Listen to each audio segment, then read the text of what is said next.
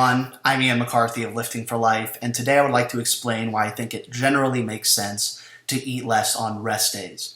First of all, I think your energy expenditure is probably going to be lower, simply because resistance exercise is exercise.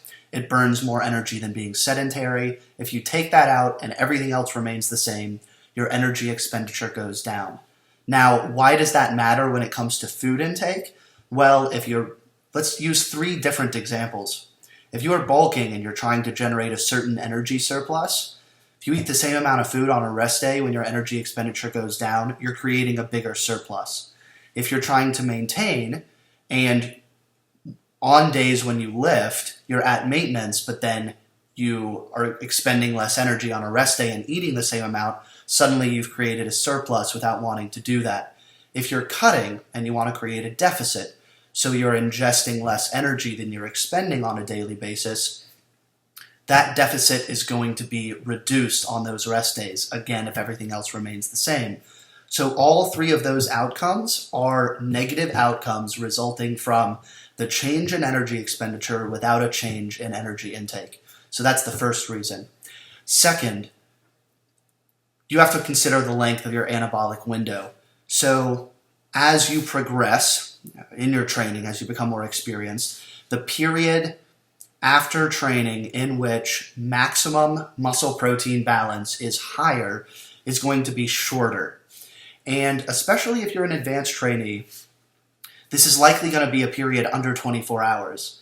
So that means that the proportion of energy you consume on that rest day, which is going to be directed toward building muscle, is going to be less. And that's regardless of your energy intake. So if you have decreased nutrient partitioning, meaning, again, less of what you're eating is going to go toward less in terms of percentage is going to be directed toward building muscle, and energy balance is changing because energy expenditure is going down, but energy intake is the same, then that's a double whammy. So again, if we go back to bulking, you're creating a bigger surplus and it's not going where you want it to go. If you're at maintenance, you might be creating a surplus, and again, it's not going where you want it to go. If you're cutting, you're making your deficit smaller. You might even not have a deficit on that day. And again, nutrient partitioning is going to be less to your advantage. So those are the first 2 reasons. You got to consider energy balance. Second, nutrient partitioning relating to the anabolic window. Third, more pragmatic reason, but one that I think is totally worth considering, should be considered, and I don't see talked about enough, hunger. I think it is generally the case, this is on the basis of my experience, that hard resistance training strongly stimulates hunger. So let's speak again to the bulking scenario, the maintenance scenario, the cutting scenario.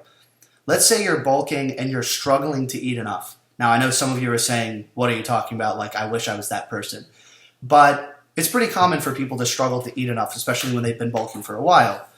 So resistance training is a weapon or a tool that you can use to your advantage in terms of you're like really not hungry, you can go and train, you get hungry, and then you have that period in which you can get the food and that you need to get. On rest days, you just don't have that.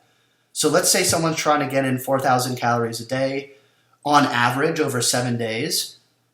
I think it would work, I think in terms of physiology, it would work at least as well, but probably better for them to move those calories slightly more toward their training days. And it would be easier to do. It would be literally easier, which I think is, again, something worth considering, because they would be eating more on days when they're hungrier and less on days when they're less hungry.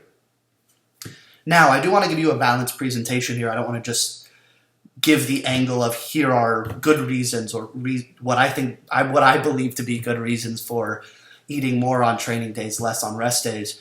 So there are 2 concerns. One that one might bring up, objections really to this approach. One that isn't mine and one that I came up with in trying to, again, give a balanced presentation. I've seen Eric Helms say that he's not sure that it's ideal to eat less on days when you're recovering. I think this is a totally legitimate consideration. It isn't as if you go to the gym, you work out, the only thing you want to think about is the immediate energy expenditure, and you don't want to think about the recovery process. What I would say, though, is let's go back to the point about the probable decrease in energy expenditure. What this means is, let's just use the example of the bulk. You desire to create a 200 calorie surplus per day. Well, if you're burning less calories because you're not training on a rest day, then you can eat less and still create that surplus and still have those nutrients that you need for that recovery process. So again, I think this is a very reasonable consideration. I'm not saying, well, that's just a dumb idea, why would someone bring that up? But I'm saying I think you can appropriately address that while still eating less on your rest days. Another one is compliance. Someone might find it more difficult to have two different, let's assume someone's tracking macros, because everything I've said up to this point doesn't entail tracking macros. You could implement this with intuitive eating as an example, but let's assume someone's tracking macros just to make this cleaner. From the beginning, they have the commitment of, wow, I really struggled to speak English there. The person needs to hit their macros, right? They have that task to begin with. Now, if someone finds that a reasonably difficult project, then adding another set of macros, despite those advantages, the advantages I've discussed up to this point, might not make sense for that person. It might be worth it to say, okay, you just eat the same amount every day, just hit this number. Yeah, okay, maybe it's physiologically not ideal, but it's less not ideal than the person not being adherent, just being exhausted from having to make decisions relating to food, and they're like, okay, this is overly complicated, and I'm just going to get pizza. Now, one might say, are you serious? Like, how would someone not be able to do that?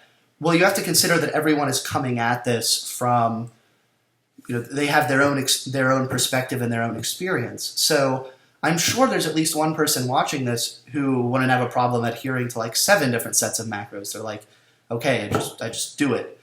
But clearly there are people who struggle even with lower level, less complex adherence. And again, for those people, it might not make sense to, or it might make the most sense to just have the one set of macros.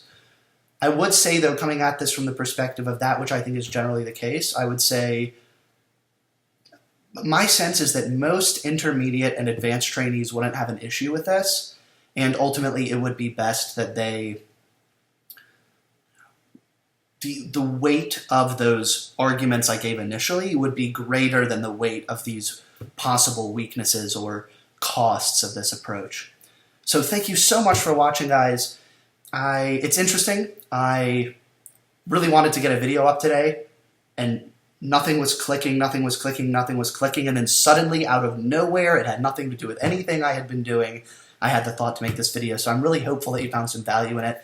If you did, please do click the like button, comment below, share this video with anyone who you think might find value in it, and I think that's all. Thanks so much. I will see you again soon.